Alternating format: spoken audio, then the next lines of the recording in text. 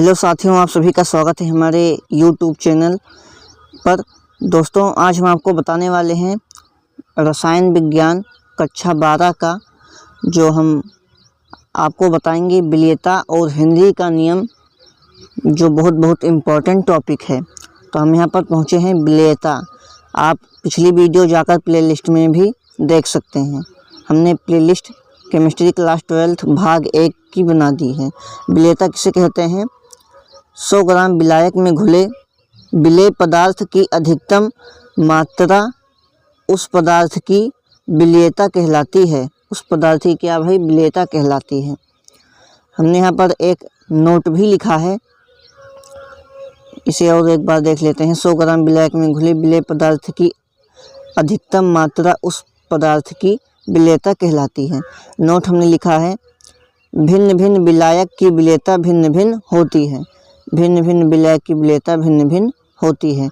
विलेयता को प्रभावित करने वाले कारक, ताप का प्रभाव है, दाब का प्रभाव है और विलेय एवं विलायक की प्रकृति। हम पहला पढ़ेंगे ताप का प्रभाव। ताप बढ़ाने पर विलायक की विलेयता बढ़ती है। ताप बढ़ाने पर विलायक की विलेयता बढ़ती है। अब आगे देखेंगे यहाँ पर दाब का प्रभाव। दाब बढ़ाने पर द्रव की विलेयता में कोई खास प्रभाव नहीं पड़ता है भाई, कोई खास प्रभाव नहीं पड़ता है। तो चलिए आगे भी देखते हैं ठोस विलयन के बारे में। तो ठोस विलयन भाई किसे कहते हैं? 2 या 2 से अधिक समांगी मिश्रण को ठोस विलयन कहते हैं। 2 या 2 से अधिक ठोस समांगी मिश्रण को ठोस विलयन कहते हैं। 2 या 2 से अधिक ठोसों के समांगी मिश्रण को ठोस विलयन कहते हैं।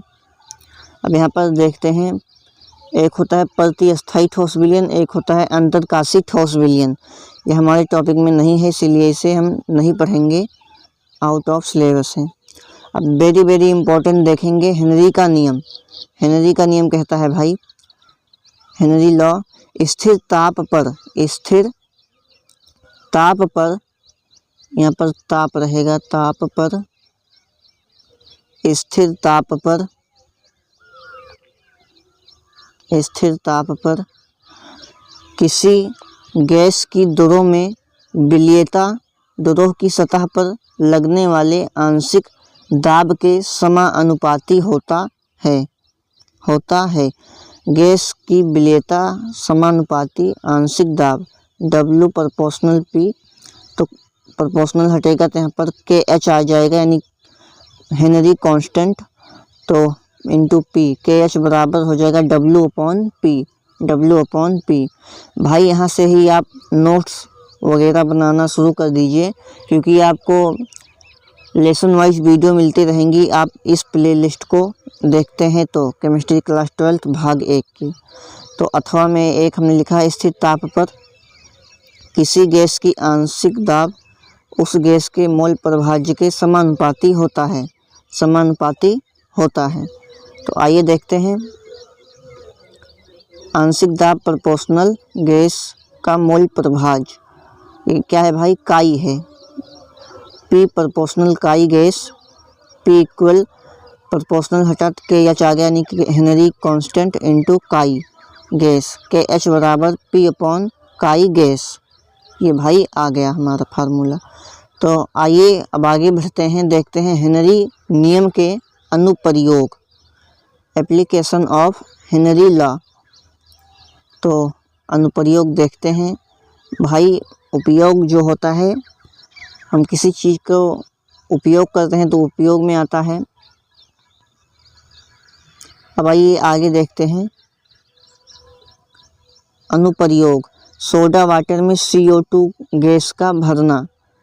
जो भाई हम कोल्ड ड्रिंक पीते हैं उसमें अधिक प्रेशर में CO2 गैस भरी होती है, जिसे हम खोलते हैं तो प्रेशर कम होता है और गैस बाहर निकल जाती है।